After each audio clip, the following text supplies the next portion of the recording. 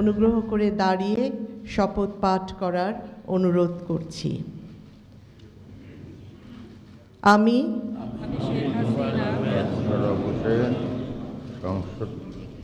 সংসদ সদস্য নির্বাচিত হইয়া সশ্রদ্ধ চিত্তে শপথ বা দৃঢ়ভাবে ঘোষণা করিতেছি যে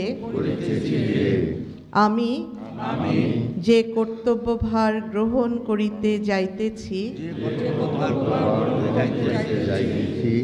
তাহা আইন অনুযায়ী ও বিশ্বস্ততার সহিত পালন করিব।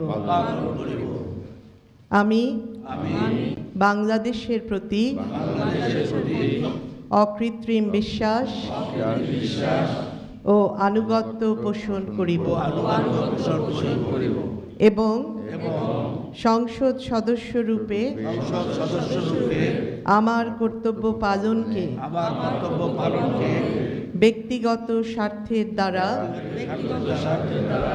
প্রভাবিত হইতে দিব না।